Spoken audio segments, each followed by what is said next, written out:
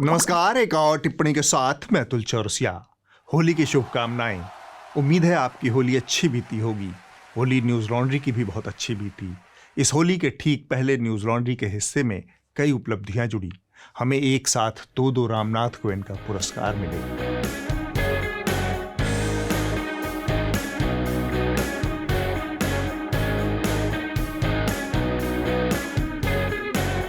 और लगे हाथ सरकार की तरफ से भी हमें कुछ पुरस्कार मिले।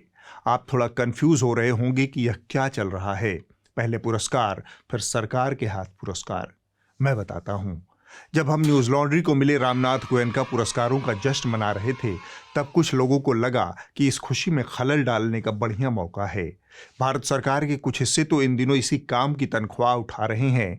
किसकी खुशी में खलल डाल दो, किसको जेल में डाल दो। समझ रहे हो आप? समझ रहे हो? हमारी खुशी में शामिल होने की इच्छा से भारत सरकार ने एक साथ 3 नए इनकम टैक्स के नोटिस भेज दिए। अब हमें यह ठीक तो पता नहीं कि बीते 1.5-2 सालों में इनकम टैक्स डिपार्टमेंट ने कुल कितने नोटिस हमें भेजे हैं, लेकिन हमारे जो सीईओ हैं अभिनंदन सेखरी, इनका कहना है कि income tax notice count to 55 more or less, give or take 2-3। तो इस मामले में भी हम लोग 56 नंबर वाले से 1 अंक से पिछड़ गए हैं। लेकिन आप उम्मीद बनाए रखिए, जल्द ही इस मामले में हम 56 नंबर वाले की बराबरी पर खड़े होंगे। आप लोग तो बस होली की बधाइयां लीजिए और दीजिए। अब मैं थोड़ी सी टिप्पणी कर लेता हूं, थोड़ी सी पत्रकारिता आप तक पहुंचा देता हूं। हमारे यहां किसी सरकार या फिर कॉरपोरेट का विज्ञापन तो आता नहीं है। ले देकर यही कुछ पुरस्कार और इनकम टैक्स के नोटिस आते रहते हैं। बदले में हम आप तक थोड़ी बहुत पत्रकारिता पहुंचाते रहते हैं। यह जो पुरस्कार न्यूज लॉन्ड्री को मिले हैं, उनकी एक खासियत है, वो ये कि ये सारी कहानियां आपकी आर्थिक मदद से ही आप तक पहुंच पाई हैं। हमारी सारी पत्रकारिता को आप ही लोग फंड करते हैं, हमारे सब्सक्राइबर या फिर हमारे एनएल सेना के सैनिक। ये जो कहानियां हैं, यह आपकी कहानियां हैं, यह हिंदुस्तान के आम लोगों की कहानियां हैं। न्यूज लॉन्ड्री इन्हें आपकी मदद से आप तक पहुंचाता है, तो न्यूज लॉन्ड्री को सब्सक्राइब जरूर करें। अगर अभी भी आप आज़ाद घूम रहे हैं और आज़ाद महसूस कर रहे हैं, तो आप ही के लिए खास पेश है धरपकड़ न्यूज़। पूरे धरपकड़ न्यूज़ के दौरान 20, 21 और 22 मार्च की तारीख को आंख बंद कर स्मरण करते रहें। धरपकड़ न्यूज़। गत दिनों प्रधानमंत्री श्री मोदी जी ने घोषणा की कि वो भारत में शक्ति का अपमान नहीं होने देंगे। शक्ति के सम्मान के लिए वो दिन रात अपना जीवन खपा रहे हैं। ऐसे में किसी भी इंडी या पिंडी अलायंस को इस बात की इजाजत नहीं दी जा सकती कि शक्ति पर वो सवाल उठाए। मैं आप शक्ति स्वरूपा सब माता बहन बेटियों का भी पुजारी हूँ। इंडी अलायंस ने अपना घोषणा पत्र शक्ति को खत्म करने के लिए किया है। मैं इस चुनौती को स्वीकार करता हूँ और मैं इन शक्ति स्वरूपा माताओं बहनों की रक्षा के लिए जान की बाजी लगा दूंगा, जीवन खपा दूंगा। दरअसल श्री मोदी ने शक्ति की उपासना इसलिए शुरू की क्योंकि राजकुमार जी ने अपनी हजारों किलोमीटर की यात्रा के समापन के मौके पर कहा, यह देश, इसकी संस्थाएं, इसके नागरिक एक शक्ति के चंगुल में फंस गए हैं। राजकुमार जी का इशारा किसी आसुरी शक्ति की ओर था, वह आसुरी शक्ति जिसकी जान किसी तोते में कैद है। एक शक्ति से लड़ रहे हैं। अब सवाल उठता है, वो शक्ति क्या है? राजा की आत्मा ईवीएम में है, ईडी में है, सीबीआई में है, इनकम टैक्स डिपार्टमेंट में है। शक्ति के इस चीरहरण में भारत राष्ट्र के खबरिया चैनलों ने भी अपना सर्वश्रेष्ठ योगदान दिया। उन्होंने स्पष्ट घोषणा कर दी है कि इस तरह की किसी भी लड़ाई में वो श्री मोदी जी के साथ द्विपक्षीय संबंधों में तीसरा पक्ष बनकर खड़े रहेंगे। फिल्म सिटी की बैरकों में इस बात के ऐलान किए जा चुके हैं कि हमारा काम खबरों का विश्लेषण करना नहीं, हमारा काम है जो भी संदेश श्री मोदी जी और उनकी पार्टी की तरफ से आए, उसे जोशीले अंदाज में जनता तक पहुंचाया जाए। राहुल गांधी कह रहे हैं कि वो किसी व्यक्ति या बीजेपी के खिलाफ नहीं लड़ रहे हैं। वो हिंदू धर्म में एक शक्ति होती है, वो शक्ति से लड़ रहे हैं। वो शक्ति कौन सी है? वो शक्ति मां वैष्णो देवी की शक्ति है, वो अंबे जगदम्बे की शक्ति है, वो दुर्गा की शक्ति है, वो संतोषी मां की शक्ति है। हिंदू धर्म में शक्ति का मतलब देवी दुर्गा के 9 रूप, शैलपुत्री, ब्रह्मचारिणी, चंद्रघंटा, कूष्मांडा, सकंद माता, कात्यायनी, कालरात्रि, महागौरी और सिद्धिदा। हिंदू धर्म की शक्ति पर बोलकर क्या राहुल गांधी फंस गए हैं? ये बड़ा सवाल, महत्वपूर्ण सवाल। शक्ति की जो परिभाषा श्री मोदी जी द्वारा बताई गई, उसमें कुछ बातें स्पष्ट रूप से रेखांकित की गई। शक्ति कौन होगा, यह सिर्फ वही तय करेंगे। किसको शक्ति के दायरे से बाहर रखना है, यह भी वही तय करेंगे। मसलन मणिपुर वाली शक्तियां इसमें शामिल नहीं होंगी। इसी प्रकार जंतर मंतर पर धरना देने वाली शक्तियों को भी इस सम्मान के दायरे से बाहर रखा गया है। कठुआ से लेकर हाथरस और उन्नाव वाली शक्तियों को भी इसमें रखने के लायक समझा नहीं गया। ये महिलाएं इस बात से भी आहत थीं कि प्रधानमंत्री नरेंद्र मोदी ने अब तक मणिपुर हिंसा पर कुछ नहीं कहा है। मैं मोदी जी से कहना चाहती हूँ, आर वी इंडियन? हम इंडियन है क्या? हम मन से पूछते, थोड़ा सा भी हमारे लिए वो सोचते हैं, हमको इंडियन समझते हैं, तो आइए देखिए क्या हो रहा है मणिपुर में। 15 अगस्त के दिन गुजरात में बलात्कार और हत्या के मामले में सजा काट रहे 10 कैदियों को विशेष माफी के साथ रिहा कर दिया गया। उन्नाव की रेप पीड़िता ने बताया कि 4 जून 2017 को वो विधायक कुलदीप सिंह सेंगर के यहाँ नौकरी दिलाने में मदद मांगने गई और विधायक के घर पर उनका रेप किया गया। ये दिन देखने के लिए मैं दिल्ली गया था, देश के लिए यही दिन देखने के लिए ले गए थे। मैं पूछ रही हूँ, सबसे पूछ रही हूँ, वो भूषण जो इतने कांड कर रहा है, वो घर में मत ऐसे सो रहा है बेड पे, मारना ही है तो वैसे मार दो, मारने के लिए तैयार है। शक्ति की इस परिभाषा पर राजनीतिक पंडितों का कहना है कि जब आप बजरंग दल पर उठाए गए सवाल को बजरंग बली पर सवाल बताने लगे, कांग्रेस पार्टी ने अपने मैनिफेस्टो में बजरंग बली को थाने में बंद करने का निर्णय किया है। जब आप आसुरी शक्तियों पर प्रहार को महिला शक्ति का अपमान साबित करने लगे, तब आपको वोट से ज्यादा अकल की जरूरत है। लेकिन उन पंडितों को ही औकात दिखाने का प्रबंध कर दिया गया। अगली खबर देश में होने जा रहे लोकसभा चुनावों से जुड़ी है। कुछ लोगों को शिकायत है कि देश में चुनावी आचार संहिता को अचार बनाकर मर्तबान में रख दिया गया है। पुणे के एक वकील असीम सरोदे और पर्यावरण कार्यकर्ता विश्वंभर चौधरी ने चुनाव आयोग को एक शिकायत लिखकर यह मांग की थी कि रेलवे स्टेशनों, पेट्रोल पंपों, हवाई अड्डों, मेट्रो बस स्टेशनों, सरकारी कार्यालयों में श्री मोदी जी और अन्य नेताओं की तस्वीरें जस की तस लटक रही हैं। जनता उनसे उसी तरह प्रेरित और जागरूक हो रही है जैसे आम दिनों में नेताओं की सूरतें देखकर वो होती है। तो फिर आचार संहिता का क्या मतलब? Cracking the whip, the Election Commission has asked the state governments to take down all unauthorized political advertisements from government, public and private properties and send a compliance report in the next 24 hours. The Congress had recently raised the issue with the poll panel. आचार संहिता का इस तरह अचार बनते देख चुनाव आयोग action में आ गया। उसे लगा कि ऐसे तो लेवल प्लेइंग फील्ड की मदर ऑफ डेमोक्रेसी हो जाएगी। उन्होंने 20 मार्च को एक आदेश जारी किया कि गुरुवार की शाम यानी 21 मार्च तक हर हाल में सार्वजनिक और निजी संपत्तियों से माई बाप लोगों की तस्वीरें हटा ली जाएं। इस बाबत सभी राज्यों और केंद्र शासित प्रदेशों के कैबिनेट सचिव और मुख्य सचिवों को चुनाव आयोग ने संदेश भेज दिया। इससे यह बात साबित हुई कि 16 मार्च को आचार संहिता लागू होने के बावजूद माई बाप के पोस्टरों के न हटने को चुनाव आयोग ने बहुत गंभीरता से लिया है। आयोग के निर्देश में साफ किया गया है कि दीवारों पर पोस्टर, कटआउट, होर्डिंग, बैनर आदि कतई नहीं दिखने चाहिए। खासकर बिजली टेलीफोन के खंभों की साफ सफाई का विशेष ध्यान रखा जाए। इसके बाद देश के नागरिकों में भरोसा कायम हुआ कि अब देश में लोकतंत्र को मजबूत होने से कोई माई का बाप रोक नहीं सकता।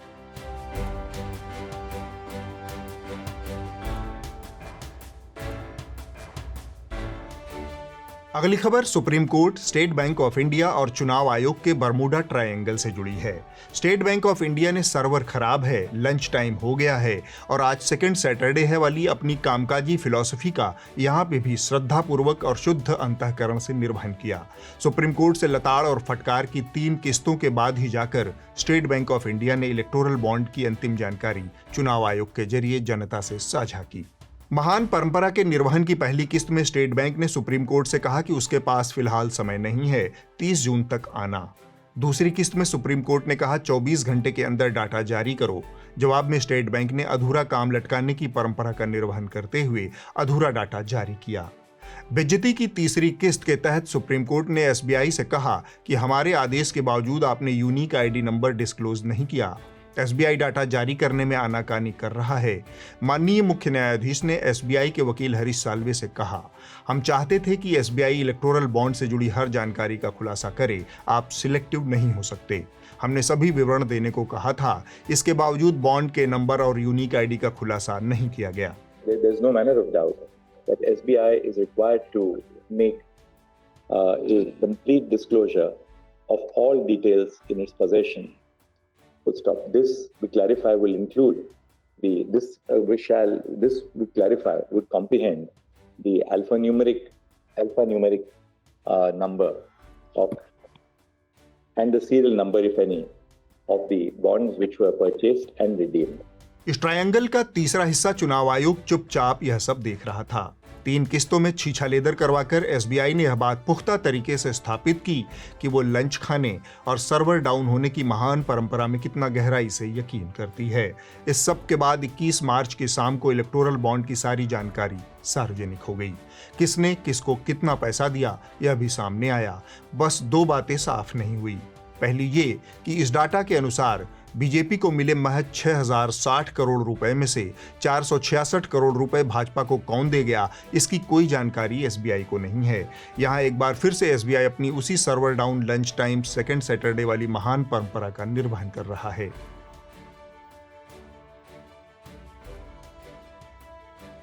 कोई आया और 466 करोड़ दे गया। साधारण नागरिक को एक साधारण सेविंग अकाउंट खुलवाने की एवज में नाकों चने चबवा देने वाले स्टेट बैंक ऑफ इंडिया को पता ही नहीं कि भाजपा के 466 करोड़ रुपए कौन दे गया। 500 रुपए का साधारण सेविंग अकाउंट खुलवाने के लिए पैन कार्ड, आधार कार्ड, राशन कार्ड, बिजली पानी के बिल और 7 पुश्तों के नाम आदि निचोड़ लेने वाले एसबीआई को पता ही नहीं कि 466 करोड़ कौन दे गया। वही बात दूसरी तरफ भी लागू होती है। देश की चरम ईमानदार राष्ट्रवादी पार्टी को पता ही नहीं कि उसके खाते में 466 करोड़ कौन डाल गया। वो तो बस इस पैसे से हेलीकॉप्टर पर चुनावी रैलियां कर रही थी। इस तरह देश की चरम ईमानदार राष्ट्रभक्त पार्टी ने चुनावी प्रक्रिया में पारदर्शिता लाने और काला धन समाप्त करने के लिए जो कुर्बानी दी है, उसकी लोग भूरी भूरी प्रशंसा कर रहे हैं। इस चक्कर में अगर लोकतंत्र का भुरभुरा हो जाए तो कोई परवाह नहीं। इलेक्टोरल बॉन्ड ये भारतीय राजनीति में से काला धन समाप्त करने के लिए लाया गया। इलेक्टोरल बॉन्ड की चकल्लस ने लोकतंत्र को भुरभुरा कर दिया है। वो कैसे? वो ऐसे कि शराब नीति में कथित घोटाले का आरोप लगाकर ईडी ने अब दिल्ली के मुख्यमंत्री अरविंद केजरीवाल को भी जेल में डाल दिया है। इस तरह से इस तथाकथित घोटाले में मनीष सिसोदिया, संजय सिंह, विजय नायर और के कविता के बाद यह 5वीं हाई प्रोफाइल गिरफ्तारी है। In a dramatic turn of events, Delhi Chief Minister Arvind Kejriwal has been arrested by the Enforcement Directorate in relation to an ongoing probe into a money laundering case. इस वक्त मैं दिल्ली के मुख्यमंत्री अरविंद केजरीवाल के आवास के बाहर हूं, जहां पर उन्हें गिरफ्तार कर लिया गया है और उनके घर के बाहर भारी संख्या में सुरक्षा बल तैनात कर दिए गए हैं। दूसरी जो बात साफ नहीं हो पाई है वो है शरद चंद्र रेड्डी। शराब नीति मामले में गिरफ्तार शरद चंद्र रेड्डी गिरफ्तारी के 6 महीने बाद सरकारी गवाह बन गए। उन्हें टट के जमानत मिल गई और फिर गवाह बनने के 5 दिन बाद ही शरद की कंपनी अरबिंदो फार्मा ने 5 करोड़ के इलेक्टोरल बॉन्ड खरीदकर भाजपा को अर्पित कर दिए। आने वाले कुछ महीनों में शरद की कंपनी ने भाजपा को 34 करोड़ रुपए का चंदा इलेक्टोरल बॉन्ड के जरिए दिया। एक तरफ गिरफ्तारी, दूसरी तरफ चंदा, तीसरी तरफ सरकारी गवाह। यह चरम ईमानदार राष्ट्रवादी पार्टी का अपना बरमूडा ट्रायंगल है, जिसे समझना बहुत आसान भी है, बशर्ते आप समझना चाहें।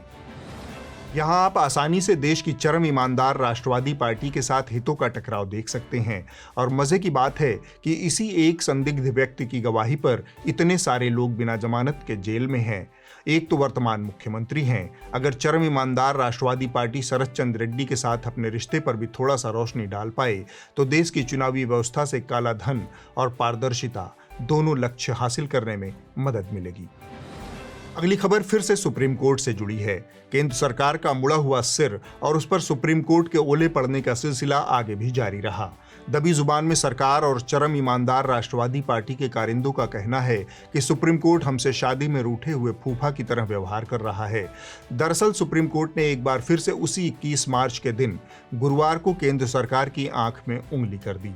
उसने केंद्र सरकार की उस अधिसूचना पर रोक लगा दी जिसमें मीडिया और सोशल मीडिया पर डाले गए किसी भी कंटेंट का फैक्ट चेक करने वाली यूनिट स्थापित करने का कानून बनाया गया था। फैक्ट चेक यूनिट पर सुप्रीम कोर्ट की रोक। यहां पर केंद्र की फैक्ट चेक यूनिट FCU पर यहां पर ब्रेक लगने के लिए कहा है। फैक्ट चेक यूनिट की अधिसूचना पर एक दिन बाद ही यहां पर रोक लगी है।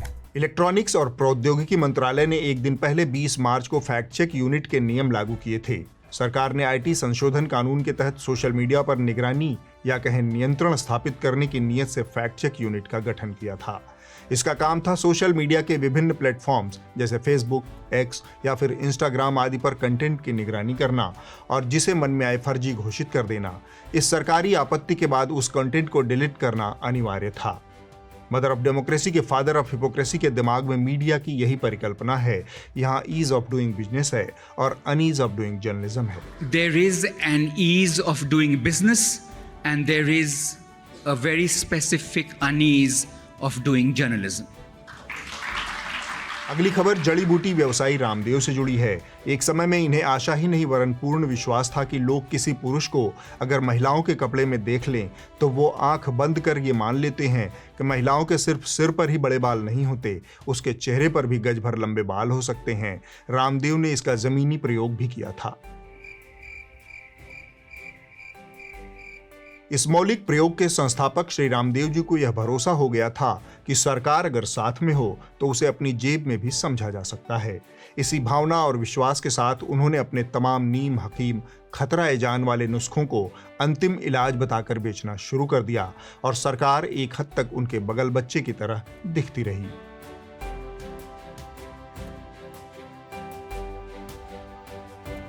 कॉन्फिडेंस के ओवरडोज में नीम हकीम रामदेव सुप्रीम कोर्ट को भी हवा में उड़ाए जा रहे थे।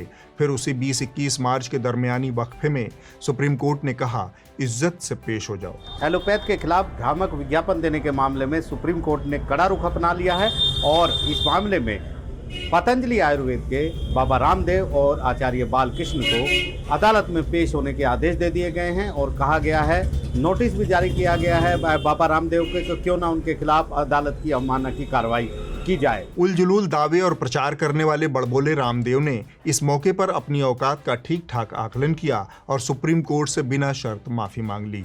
अब अगली खबर का रुख करते हैं। इस खबर में लोकतंत्र की आत्मा कैद है। यह खबर भी उसी 20-21 मार्च के दरमियान घटी है। कांग्रेस पार्टी का शीर्ष नेतृत्व गुहार लगा रहा है कि चुनाव से ठीक पहले आयकर विभाग ने उसके सारे अकाउंट फ्रीज कर दिए हैं। उसके पास चुनाव प्रचार और अन्य कार्यों के लिए पैसा नहीं है। साजिशन मुख्य विपक्षी दल का बैंक अकाउंट फ्रीज कर दिया गया है ताकि हम पैसों के अभाव में बराबरी से चुनाव ना लड़े और ना लड़ पाए। ये सत्ताधारी दल द्वारा एक खतरनाक खेल है। This issue affects not just the Indian National Congress. It impacts our democracy itself most fundamentally. Democracy की माता की गोद में ये जो खेल चल रहा है उसका सबसे दिलचस्प पहलू यह है कि कांग्रेस पार्टी के खाते 30 साल पुराने आयकर विभाग के एक नोटिस की आड़ में सीज किए गए। 1994 में यह नोटिस जारी हुआ था जिसे झाड़ पोंछ कर अब चुनाव से ठीक पहले निकाला गया है। आपको पता है 1994 में देश में किसकी सरकार थी? कांग्रेस की सरकार ने कांग्रेस पार्टी के ही खिलाफ नोटिस जारी करवा दिया था। यह घटना दरअसल हमारी लोकतांत्रिक यात्रा का लोमहर्षक बयान है। आज एक चरम ईमानदार राष्ट्रवादी पार्टी है जिसके खाते में 466 करोड़ की रकम बिना किसी माई बाप के आ जाती है। वो चरम ईमानदार राष्ट्रवादी पार्टी सिर उठाकर कहती है कि हम इस रकम का स्रोत बताने के लिए बाध्य नहीं हैं। इस देश में ऐसा कोई कानून नहीं है जो हमें ऐसा करने के लिए मजबूर करे। हाँ, हम जरूर बाकियों को मजबूर कर सकते हैं, किसी का अकाउंट फ्रीज करके, किसी के नेता को जेल में डालकर। इसके साथ ही धरपकड़ न्यूज समाप्त हुए। नमस्कार।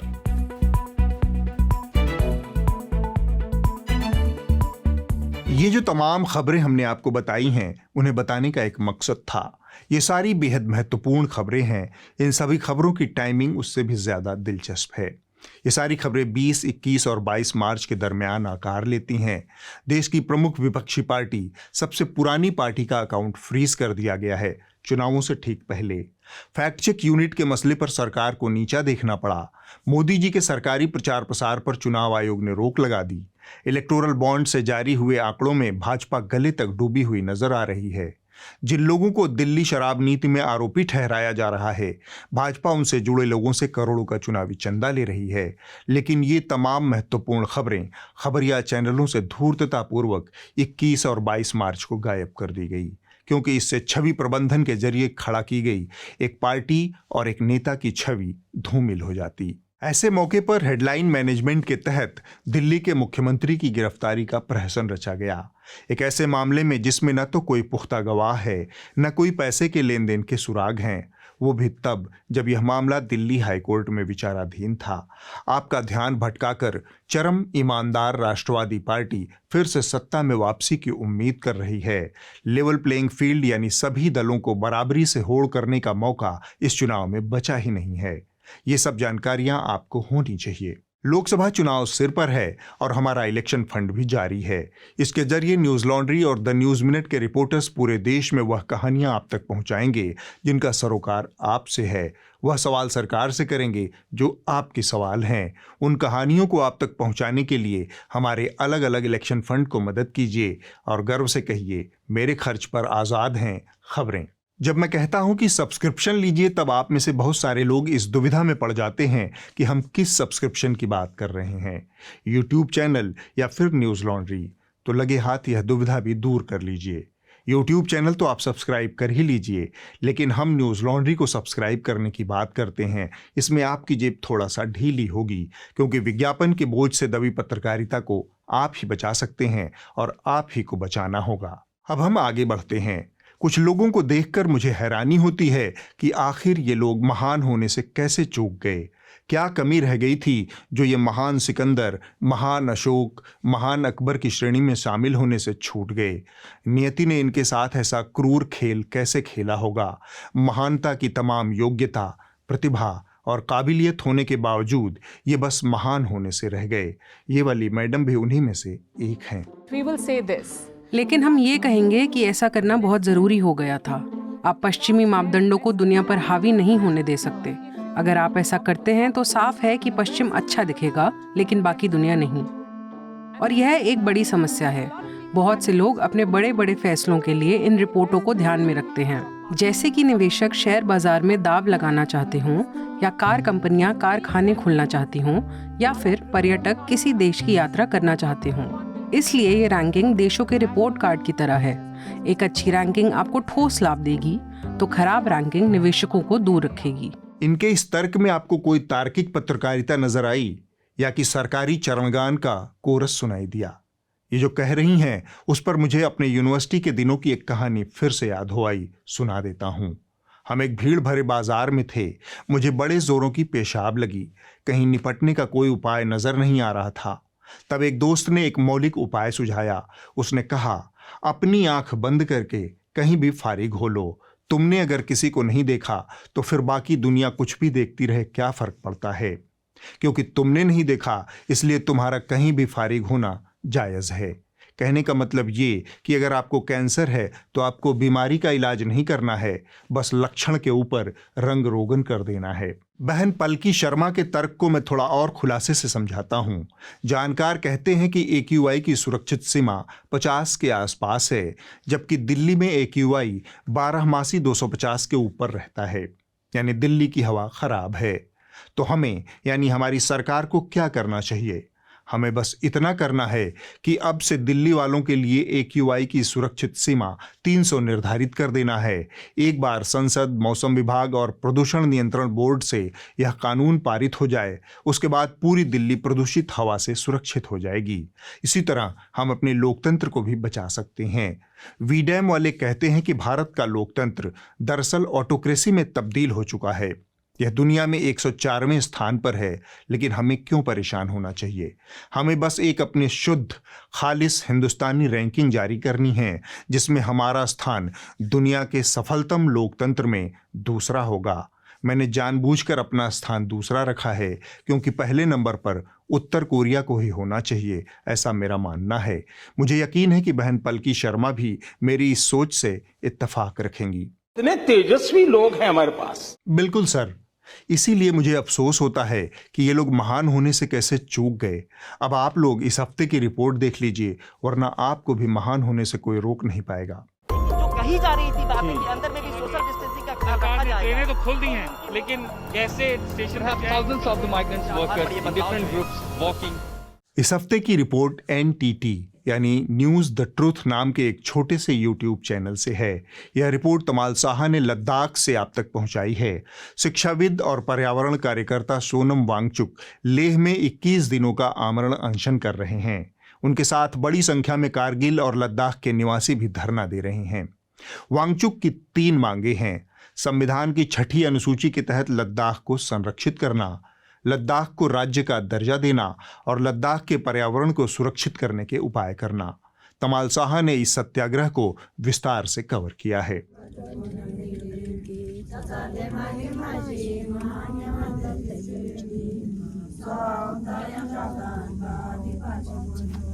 इस खुले आसमान के नीचे सोनम वांगचुक अपने अनशन पे है, बिना खाए, बिना बाहर गए, बिना हॉस्पिटल में एडमिट हुए। भरोसा नहीं है कब किसको क्या होगा। कोई 15 दिन, कोई 16 दिन इतने बैठ करके भूख हड़ताल पे बैठे हुए, सिर्फ पानी पी रहा है, सिर्फ पानी पी करके इस तरह के बैठे हुए हैं। खुशियों से अच्छा लगा, मतलब ऐसे खुशी में बैठे हुए नहीं है। लोगों को ये जिसको चिंता है वही बैठे हुए हैं। लद्दाख की फ्यूचर को देख करके, लद्दाख के भविष्य को देख करके लोग बैठे हैं। अगले हफ्ते होगी एक और टिप्पणी। जाने से पहले आप लोगों से एक अपील, अगर आप हमारी मदद करना चाहते हैं तो इस QR कोड के जरिए भी आप हमारी आर्थिक मदद कर सकते हैं। नमस्कार।